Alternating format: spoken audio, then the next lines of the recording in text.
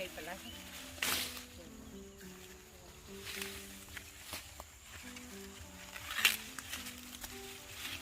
giờ cái cái này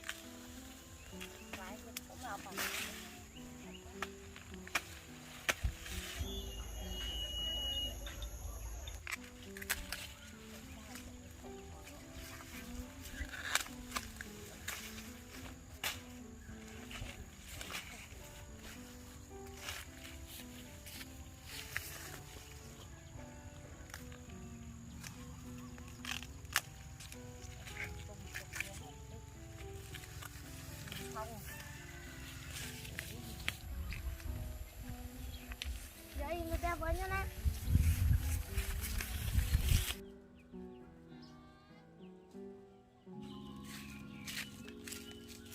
Đấy, Trời ơi, lại phone. chị đai mà. Đây mà. Đai chui lại phone. Ok. Cho phone lại như này. Phone mặc chui lại nghe mặc bản ao nha.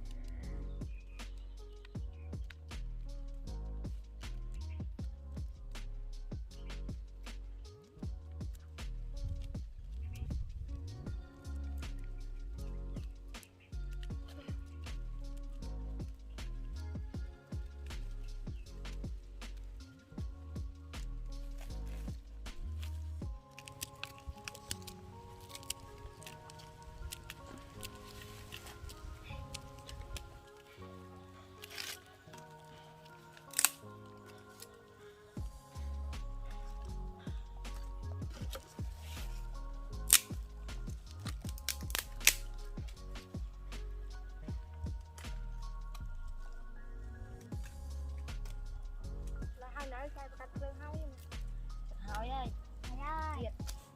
sao tao này mình ticket. Nói từ thầy. Nói nè, từ thầy đó. Cắt tiền thôi. Không là phone hay, là phone lưới.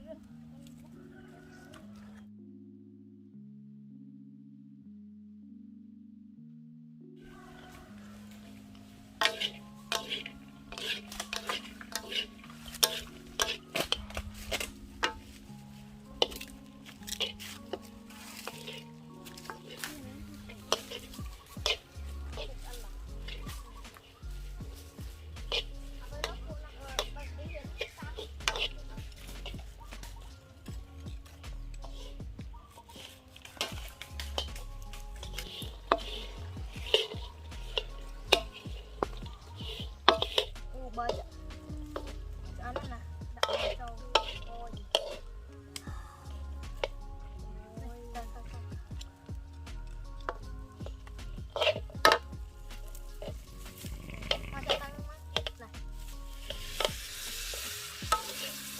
Ui, lần ngon quá.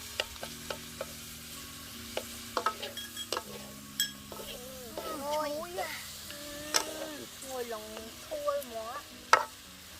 Họ cho lần trong. Đây là ngồi clean món của con cô không? Ồ, đặt bơ tới đừng cần đâu, banana đây nào chúng đặt bơ cho nó mới. Lần chui quá mày. Ngồi á. Một chuối.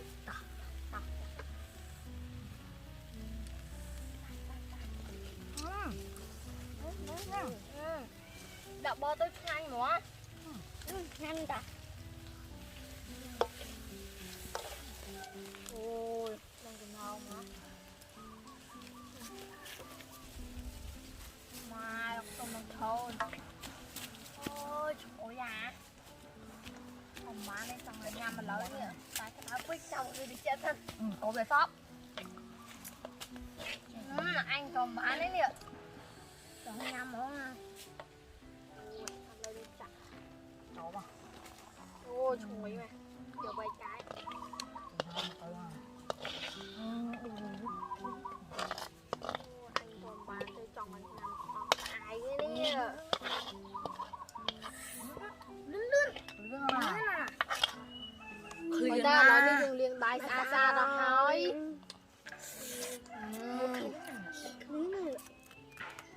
liêm nhắm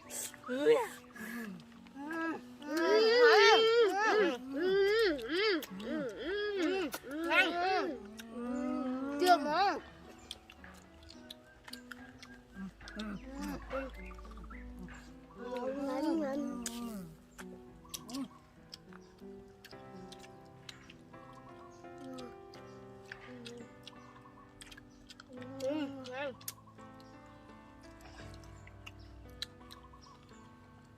phụ nu cho choai đã cho vào đây con choai mà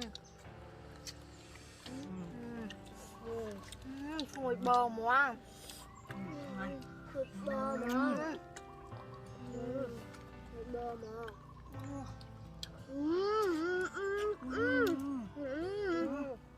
ngon ngon nhà tôi dương nhà ba tròn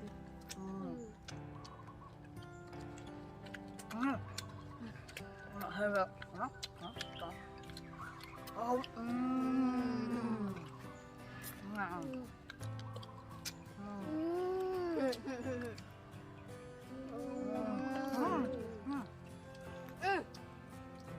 chị tao plan chị tao bạn xịn gân nè ai nè ơi gửi trong đó nhập luôn anh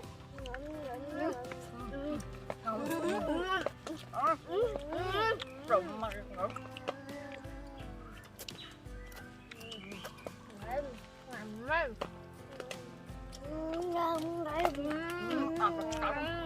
Ngày con mở một quê